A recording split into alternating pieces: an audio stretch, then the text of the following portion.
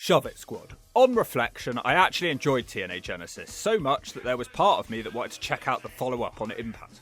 And as it turns out, this is actually quite a historic show for TNA, as it will be the very first time that they've run a live show in 8 years. They previously stopped doing this due to the financial costs involved, as taping a block of shows is much cheaper for them. I've always felt like a live show is better. The unpredictability, the crowd energy, and the toned-down editing. TNA says that this show went so well that they plan on going live once a month from now on. I wonder if they've had some help from their new friends at the WWE to do this. I know I've been negative about the partnership, but I'm not biased and I can see the positive here. I'm also interested to see if any new stars will debut, with Grace and supposedly Josh leaving. Is Tessa Blanchard going to turn up? How does Joe Hendry get on as the new world champion? Will TNA be able to handle a live show after years of production problems on shows which weren't even live? Let's find out by watching Impact. This one's coming at you from San Antonio, Texas, and the arena looks packed and aesthetically pleasing. The show starts with the commentary team bragging that Impact is live for the first time in 8 years. We cut to the car park where Santina Marella says there'll be some surprises tonight. It's really surreal hearing the old cross the line TNA theme for the opening credits. New TNA World Champion Joe Hendry is the first man out. His merchandise is just everywhere, and one of the commentators says this live episode is to thank the fans who never gave up on TNA. Does anyone else think that Joe Hendry has been teaching himself to sound a bit less Scottish in order to have more of a fan connection in the States? It's not unheard of. He thanks the fans for never giving up and always believing. He vows to be a fighting champion who will defend the belt against anybody, anywhere. He's quickly interrupted by Santina Marella, who talks about how proud he is of Joe Hendry. Then he lets one of his surprises out the bag. The man who will face Joe Hendry for the title tonight is Matt Cardonna. No complaints about that really, it's the sort of match which may get eyes on the product. Randomly, it just cuts away without anyone else getting to say another word. My only regret was that Joe's promo was extremely cookie cutter. It needed some edge or over-the-top excitement or something. Not bad, just missing something. We get some more information about Josh Alexander quitting at the pay-per-view. He meets with EY, who calls him a dork for quitting and leaving. He also meets with Macklin. Eric says he loves Josh Alexander and wants to save him. Steve Macklin doesn't think he's worth saving. It sounds like there's some jealousy going on in this love triangle. Just reading between the lines, it sounds like Josh Alexander's quitting situation isn't actually real and it's a storyline. Guess we'll have to wait to find out. Josh walks up and says he respects them both, but there seems to be some tension with Steve Macklin. A wacky promo now. The generic blonde, who actually isn't that generic after all, wants to interview Zolf Diggler. It's refreshing to hear a chick with a Tennessee accent on the show. It feels like accents are dying out. She bangs on the door and his brother answers like he was waiting desperately on the other side of the door to speak. She says she doesn't want to speak to him because he's a dork and she wants to chat to Ziggler. Zolf hears the commotion on the other side of the door and promises to speak to the fans later about losing the world title. For some reason, he never did this. Ryan Nemeth is upset that nobody cares about him. The opening match is a 6 knockouts tag match, but first, the heel announcer says he wants to show the fans what he thinks of Texas as he frantically stomps on his cowboy hat. He introduces his team of Ash and Heather by Elegance. They are cowgirls this week. It got a chuckle out of me, so that's something. Wrestling is often too serious nowadays. Their partner is Rosemary. She seems to be bearing no ill effects from her hardcore match at the pay-per-view. The opponents are Spitfire and Masha Slamovich. Are there actually any other female tag teams in this company? Those tag belts feel a bit stupid right now. The Spitfire team have held the belts for 132 days. I guess they'll end up facing some WWE teams. Does it feel weird to anyone else to see that a girl from Russia is actually a face? I guess the Hawk is just too used to foreign heel gimmicks. Ash starts by shoving and slapping Jodie Fret. Bad choice. Fret bashes her about and throws her overhead with a suplex for a 2. Dani Luna comes in with a Snoop Slam, and she also slams her own partner on top of Ash. The cowgirls are scared and they force Rosemary to join the match. Jodie Fret makes a blind tag and the Spitfire team hit Rosemary with an avalanche of attacks. Heather makes a blind tag on Rosemary, which annoys her, and the heels start bickering amongst themselves. Ash calms them down. Then Heather cheats with a toy horse shot. What was Chavo Guerrero's horse called in WCW? He'd be proud of that one. Fret still kicks out. Rosemary suplexes her overhead for another near fall. Ash with a dropkick for a 2 now. She gets distracted though by attacking the other girls, and Masha gives her a shut up or a smack you one punch. Fret hits a codebreaker and tags Masha. She's a Hawk on fire and she hits a 2-for-1 clothesline DDT. The match breaks down. Rosemary stops her run with an inverted DDT. Luna kicks her away. Then Ash hits her with a tornado DDT, which gets a very impressed sounding pop from the crowd. Fret hits her with a Michinoku driver before Heather kicks her away. Slamovich also hits a kick. Ash almost rolls up Dani with a nice pin. I love Dani Luna's German suplexes. Ash is most certainly filling her thong with fear right now. She hits her with the trifecta. The match is interrupted by NXT's Cora Jade. She gives Masha a photograph of her. That's enough of a distraction for Ash to roll up Danny Luna.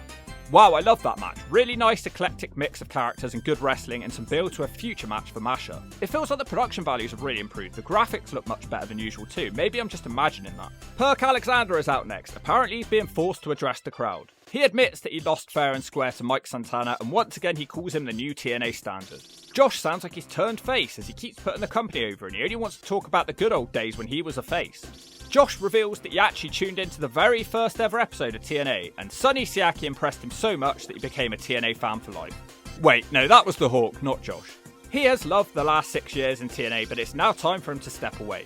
He addresses his teammates and tells them they'll be fine without him because they are the best young and upcoming tag team in the world.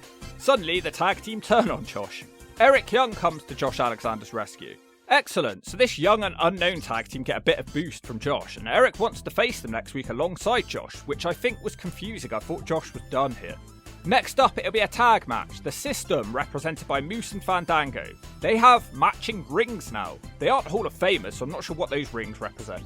Even Little Miss Pierce looks a bit more or less like urine this week. They face the Hardy Boys in a non-title match. The System jump them before the bell. It doesn't help, and the Hardys send them together. Jeff Hardy hits a Poetry in Motion while still wearing his belt. Matt hits Fandango with a corner powerbomb for a 2. He also hits a middle rope axe smash with added theatrics. Fandango reverses the twist of fate and the System start cheating to turn the match. Not a lot is really happening except Fandango hitting Matt with a bad looking dropkick. He also misses his diving ass drop and Jeff has the tag. Jeff hits Moose with the nutsack leg drop and a dropkick for a 2. Moose crashes into the corner and Jeff hits the twist of fate. He'll be dumping all the way back to North Carolina as the Swanton Bomb gets broken up. Matt Hardy takes out Fandango on the outside, but Jeff reverse dumps his nappy as he does manage to hit Moose with the Swanton Bomb, and it's all over. Why did Moose have to take the loss here? The Hardys are slow and they're old now. They leaned into the theatrics rather than the wrestling, which was the correct thing to do, but I feel like these guys need some sort of storyline to cover their flaws at this point. Don't get me wrong, I enjoyed the match still.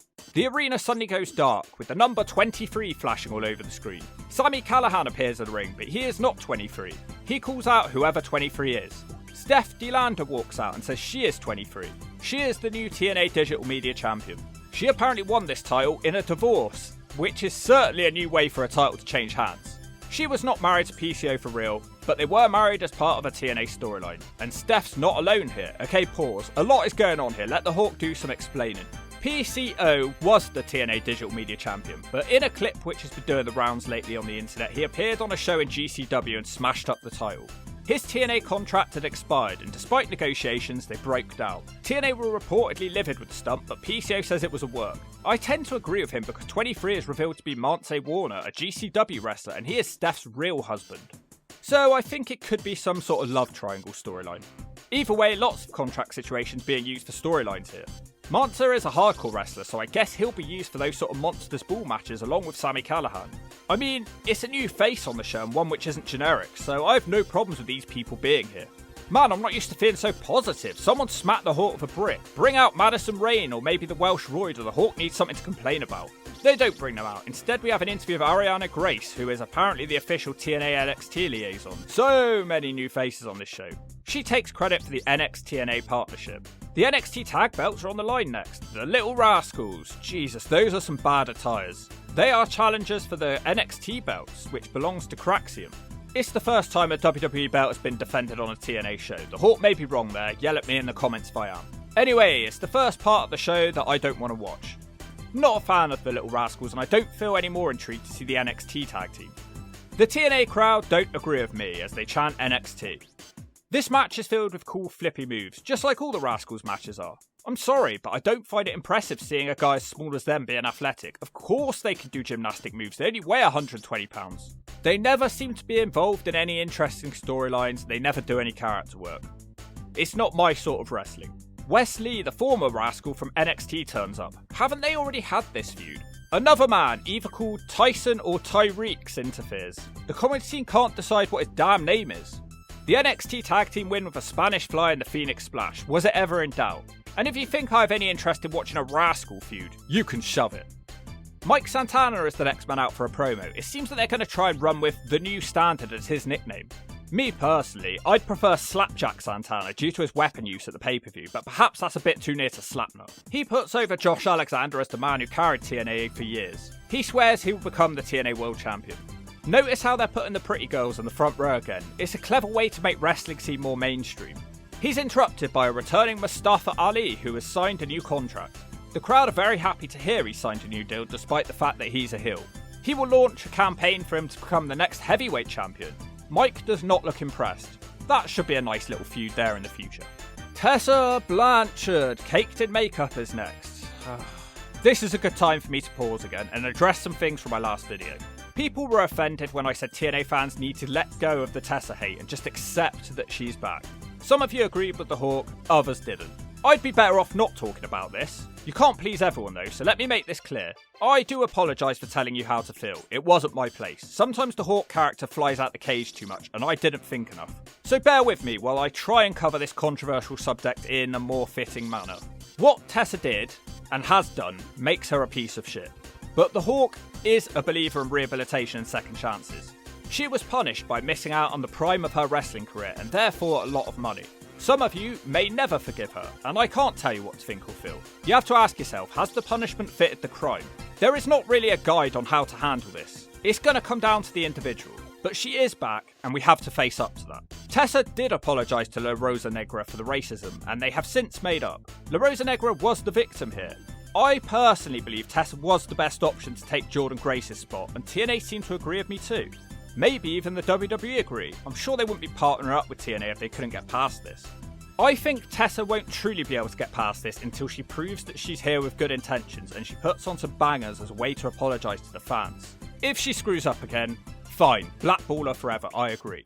But the Hawk saying bringing back Tessa was a good decision does not make me a piece of shit. I believe in second chances, and I feel like she's been punished a lot. Granted, I won't be able to feel the words the same way as some of you did. Some of you may never be able to let this go, and that's not for me to judge. But let's just see where this is heading, and remember who the victim actually was. I'm not apologising for behaviour, and I'm not trying to downsize what she did. It was vile, and you should be upset. But the Hawk has said some things in the distant past which I regret.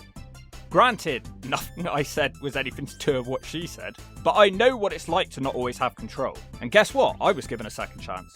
I'm rambling. Tessa's back in TNA, deal with it. Joking. Let's have some calm and see where this is heading. Time heals wounds? Guess we'll have to wait and see about that one. She enters to very loud boos. She cuts a promo from the ramp trying to put over the Texas connections. Tully Blanchard is seen in the crowd. She makes fun of how much San Antonio sucks. This crowd is all over her. She says that she is greater than the Von Erichs, greater than Stone Cold Steve Austin, and greater than Terry Funk. Oh man. She says the crowd can say whatever they want about her, but they will never hear that Tessa Blanchard is not great. She tells the girls to step up or shut up and calls Jordan Grace trash. She answers to nobody and then she leaves. Okay, I thought maybe there'd be some sort of hint at an apology here. It sounds like her past is going to be used as part of a heel character. What do you guys think about that? Ugh, my head is smashed from covering this subject, but at least this whole thing wasn't boring. Frankie the Future Kazarian is out next with his Call Your Shot Cup. Does anyone really think Frankie could cash that in and become world champion? I just can't see that myself. He will do commentary for the main event. Matt Cardonna challenges for the TNA World title belonging to Joe Hendry. The ring announcer really adds to the improved aesthetic of this show. I have to say, for the most part, this has all felt much more professional. In the past, I've dumped on this show for everybody looking scruffy and unwashed. None of that tonight. Everyone is presented like a star, and therefore it makes you believe in them. Joe Hendry hits the first big knockdown with a knee to the noggin. He crushes Cardona with a delayed suplex. Matt turns it around with a dropkick through the ropes, and he tries a dive off the steps, which Hendry catches, and he hits the attitude adjustment on the apron.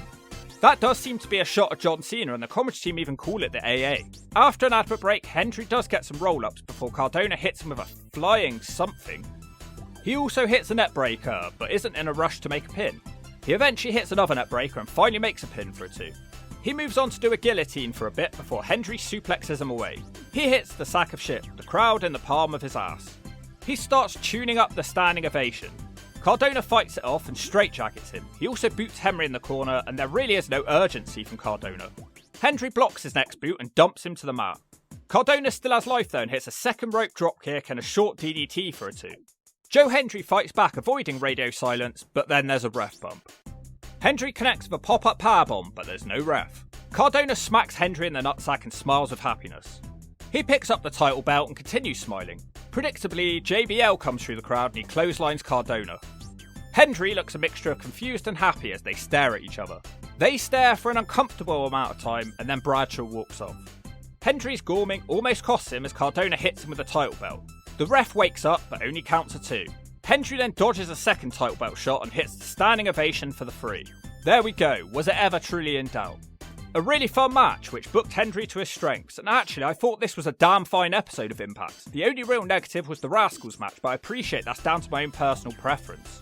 Almost everybody looked like a star, the production values were better, there were storylines throughout, variety of wrestling styles, and you know what, this WWE partnership could actually be a good thing. Only time's gonna tell, it's probably too early days to see the negatives of this arrangement. All I can tell you is what I saw on TNA Live, and it's probably the most I've enjoyed Impact in a very long time. I could actually be on board with watching this if the standards are the same week in and week out. TNA is back, and if you don't agree with that, you need a smack.